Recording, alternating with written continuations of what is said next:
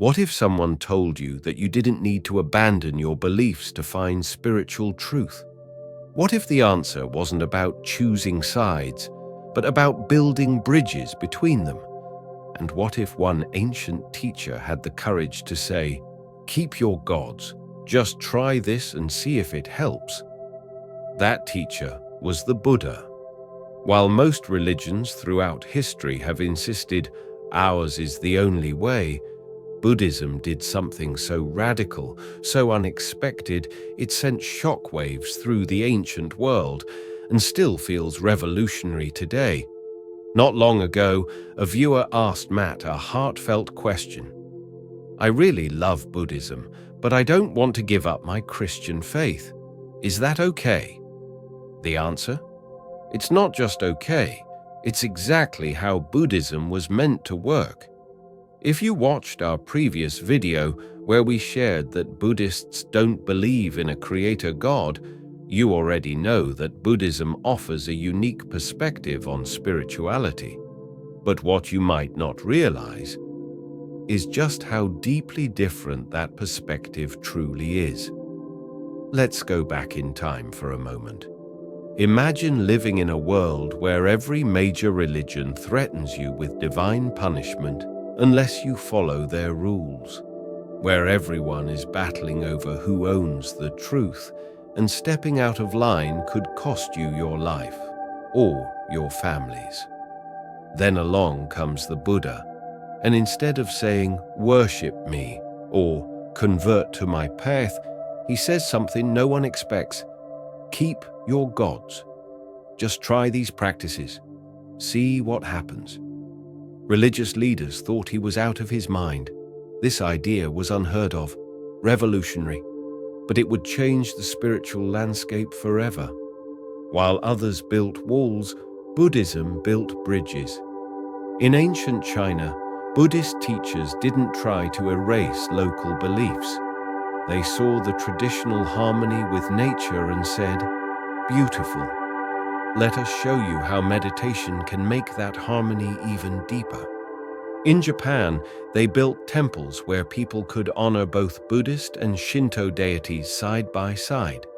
Even today, in some shrines, you might see someone bow to a Shinto god and then ring a Buddhist bell, all under one roof.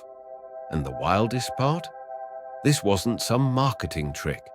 The Buddha's method revealed something profound about human spirituality, something that today's scientists are only beginning to understand. By the end of this video, you'll know exactly what that is and why it could change everything for our modern world. But first, let's rewind further, back to ancient India. It was a spiritual crossroads, a land buzzing with competing traditions. Vedic priests performing intricate fire rituals, Jain ascetics denying every earthly comfort, philosophers locked in endless debate about the soul. This was the world the Buddha was born into. A prince surrounded by people who all claimed they had the answer. Some said salvation came through elaborate rituals to appease the gods. Others believed only through punishing the body could the spirit be set free. Each group swore their way was the only way, but the young Buddha noticed something striking.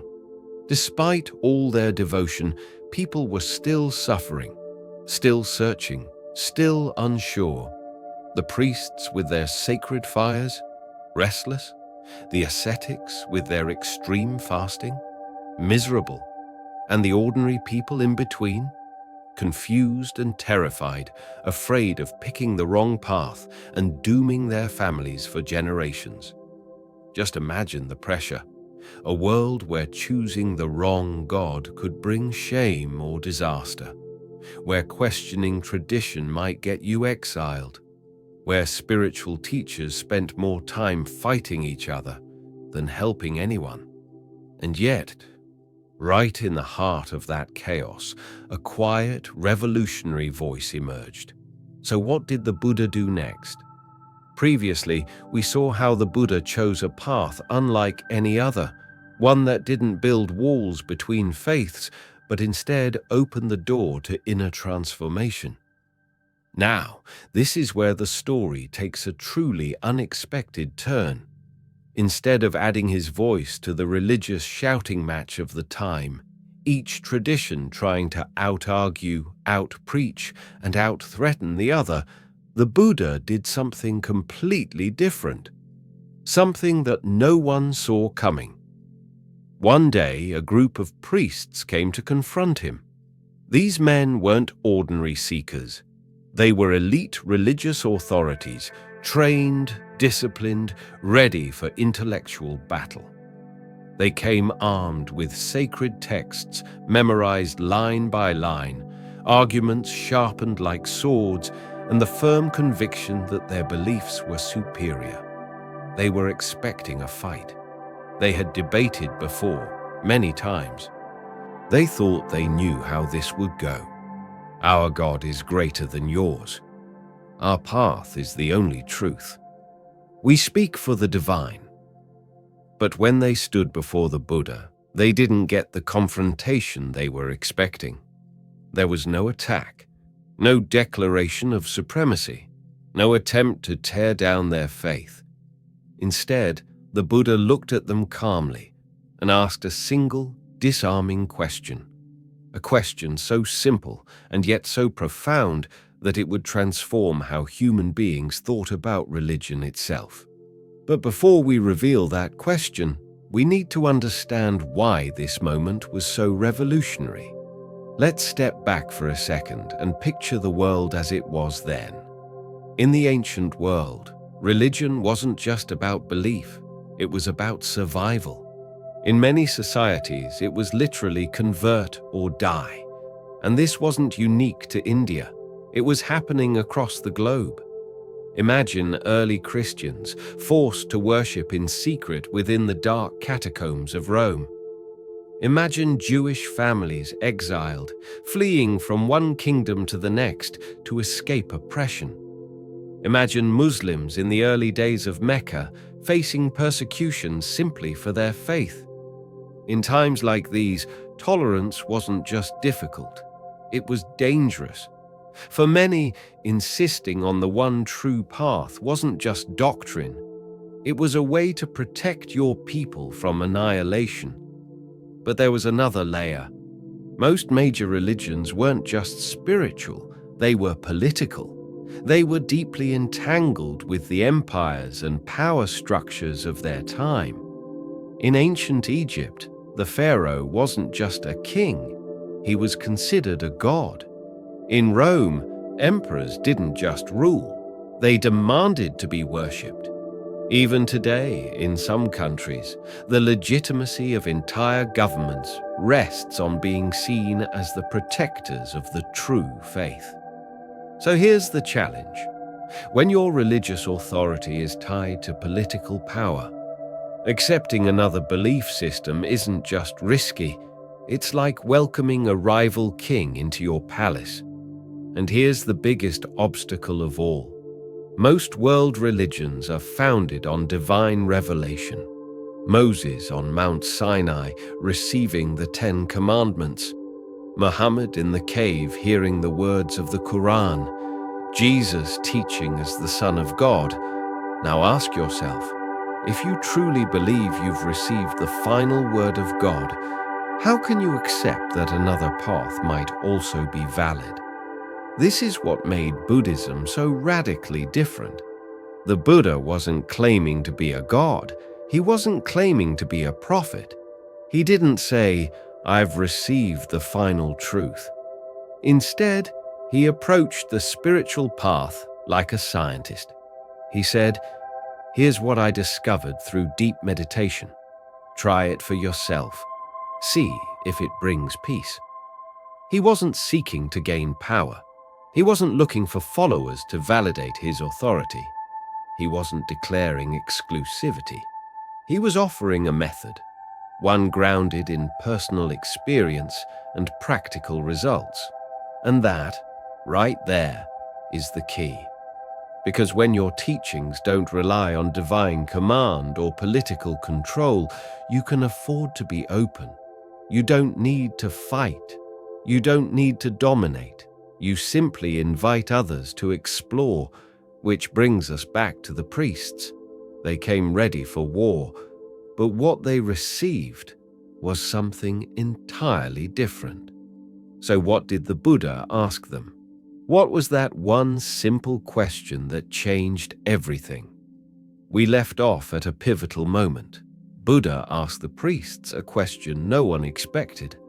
Has your practice actually ended your suffering? The priests stood in stunned silence. No spiritual teacher had ever turned the focus away from beliefs and rituals and toward results. No one had asked them not what they believed, but whether it was working. And what happened when they admitted they were still struggling? Did Buddha ridicule them? Did he dismiss their practices or declare them useless? Not at all. Instead, he did something revolutionary. He said, "Keep your rituals, if they help you.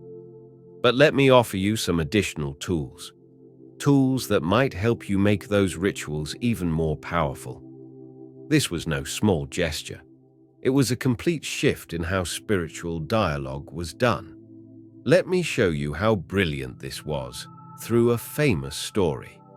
There was once a group of fire worshippers. These practitioners were deeply devoted to sacred fire rituals, believing these ceremonies were the only true path to salvation. Their identity, their spiritual worth, their worldview, all centered around fire. They came to challenge the Buddha, likely expecting rejection or debate, but Buddha didn't reject anything. Instead, he said something astonishing. "Your fire rituals? Keep them," he said. "But let me show you another kind of fire, one that burns inside." He explained that anger is a fire that scorches the heart. Greed is a fire that devours the mind. And meditation? That is how we learn to master those inner flames before they consume us. The fire worshippers were taken aback. No one had ever spoken to their beliefs in such a way, not by tearing them down, but by building a bridge from their own language to a deeper inner practice. Think about that. Instead of saying, "Your religion is wrong," Buddha was saying, "Here's how to go deeper into what you already believe." It's like a martial arts master watching your style and saying, "Good form, keep it. But let me teach you some moves that will make it even more powerful." He wasn't offering dogma. He was offering practical tools. He didn't aim to destroy faiths. He aimed to enhance them. And that, right there, was the genius of Buddha's approach. Because this method, this way of enriching rather than replacing, was about to spark a transformation in world history. Remember how we said Buddhism spread without the need for forced conversion. Now you'll see exactly how that worked. When Buddhism reached China for the first time, something extraordinary happened. Instead of trying to overwrite local traditions like Taoism or Confucianism, Buddhist teachers did something remarkable.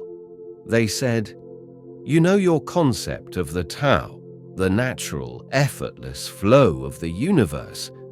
Let us show you how Buddhist meditation can help you feel it more deeply." This was stunning to the Chinese. Here was a foreign spiritual path that didn't want to replace their culture, but to deepen it. And that's why Buddhism spread across Asia like wildfire. Everywhere it went, it didn't erase, it innovated. In ancient Gandhara, where Greek culture had taken root, Buddhism met classical art, and out came the first ever Buddha statues, inspired by Greek representations of Apollo. When it reached Tibet, it merged with local shamanic rituals to create something entirely new. Tibetan Buddhism, with its vibrant chants, symbolic imagery, and mystical energy. Each new encounter didn't dilute Buddhism, it made it richer. And look at Japan. Even today, when you walk into certain temples, you'll witness something beautiful. Buddhist and Shinto practices coexisting under the same roof. One building, two religions, zero conflict. It's like a spiritual smoothie, where each tradition keeps its flavor, but together they become something even more nourishing. You might even see someone clap their hands in the Shinto way to call the kami, then turn to bow before a Buddhist altar, all in one graceful motion. And yet, this spirit of blending wasn't an accident. It was the fruit of a profound truth about human spirituality. What truth was that? Previously, we saw how Buddhism's ability to blend with other traditions wasn't just tolerance, it was transformation. But that wasn't the end of the story. It was only the beginning. Even today, you can walk into a temple in Japan, see someone clap their hands to honor the Shinto gods, then ring a Buddhist bell, and no one finds it strange. Why? Because this peaceful coexistence isn't a modern experiment. It's been happening for over 1,000 years, and this spirit of integration continues far beyond temples and rituals. In the heart of Silicon Valley, Buddhist mindfulness is now a key part of work culture in some of the world's most innovative tech companies. In hospitals across the globe, Buddhist meditation techniques are helping patients manage chronic pain and reduce anxiety. Even the US Marines, yes, the Marines, are using mindfulness, rooted in Buddhist practice, to improve focus and manage stress under pressure. But it doesn't stop there. The impact of Buddha's insight is being felt across all spiritual traditions. Christian contemplatives are discovering that Buddhist meditation helps them enter deeper states of prayer and presence. Muslim scholars are finding beautiful parallels between Buddhist mindfulness and dhikr, the practice of Islamic presence and remembrance. Jewish meditation centers are adopting Buddhist breathing and awareness techniques while still remaining deeply rooted in Jewish tradition. And perhaps the greatest historical example of Buddhism's inclusive spirit? Look no further than Emperor Ashoka of India. After converting to Buddhism in the 3rd century BCE, Ashoka did something no ruler had ever done. Instead of promoting only Buddhism, he funded the construction of temples, monuments, and spiritual spaces for all religions in his empire. Not just for Buddhists, for everyone. While other empires were waging religious wars, Ashoka was quietly becoming the first true champion of religious freedom in recorded history. Think about how revolutionary that was. While the world around him was shouting, "My way is the only way," Buddhism was whispering something far more powerful. There are many ways to truth.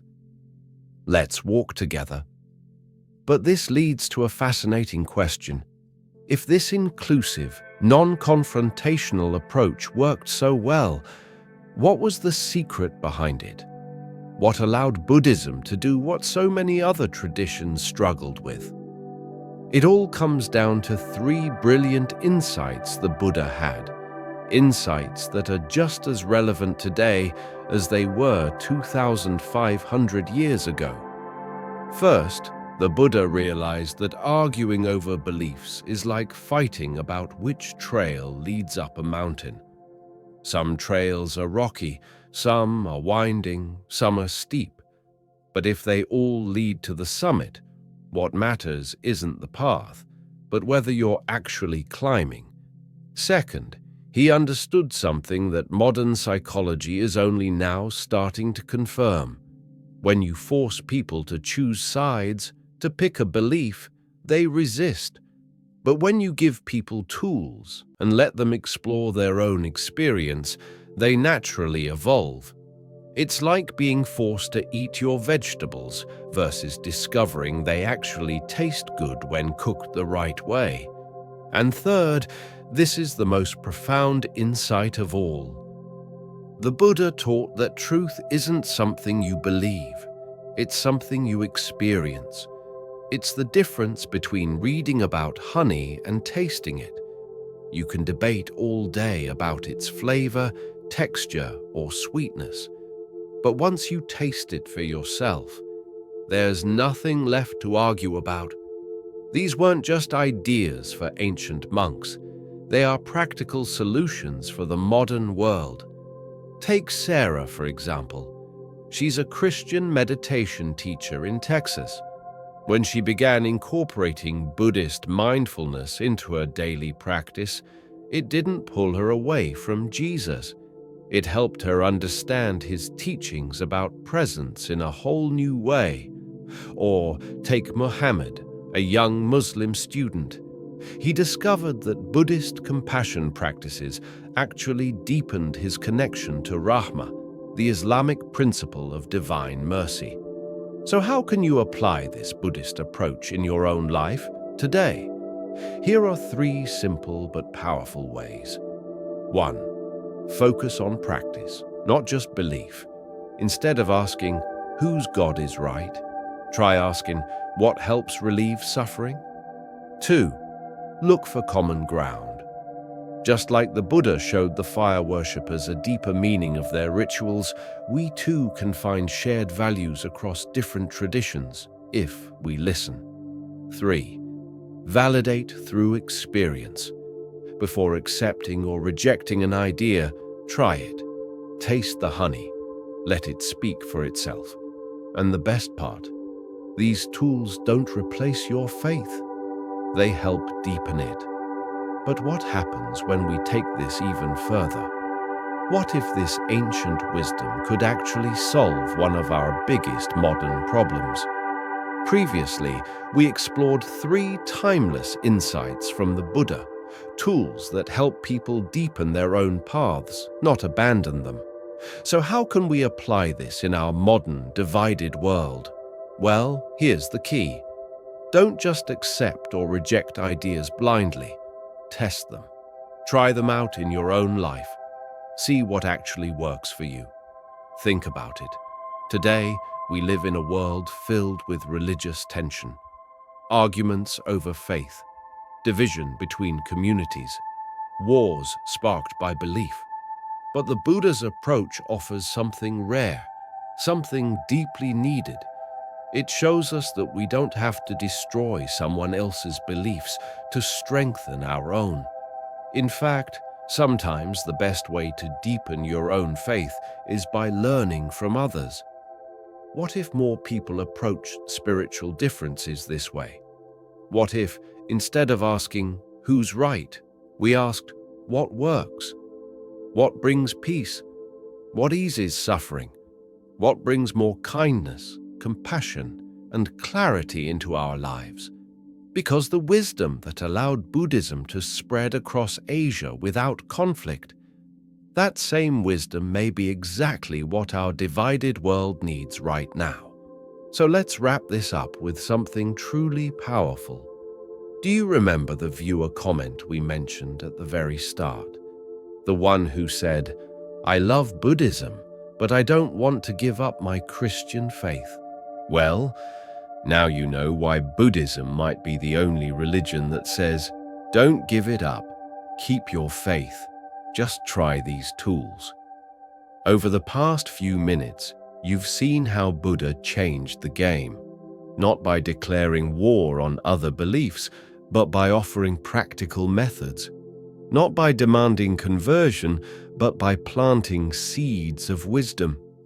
You've learned how that approach allowed Buddhism to travel peacefully across vast cultures, how it shaped temples that still exist today, and how it quietly transformed lives without ever asking people to give up their traditions.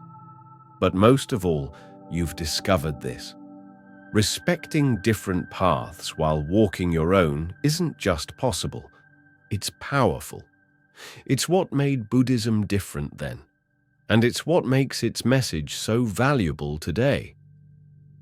So here's a challenge for you this week. Have a genuine conversation with someone from a different spiritual background. But don't focus on beliefs. Don't debate. Instead, simply ask them, what practices help you feel peace? What brings meaning to your life? You might be amazed by what you learn, and who knows, you may discover new tools for your own path that you never expected. If this perspective opened your mind or touched your heart, hit that like button and subscribe to Buddhism Seeds for more stories and teachings that will change how you see the world. Drop a comment below. What surprised you most about Buddhism's approach to other religions? Have you ever blended spiritual practices? What did it feel like? Stay open, stay curious, stay wise, and I'll see you in the next video.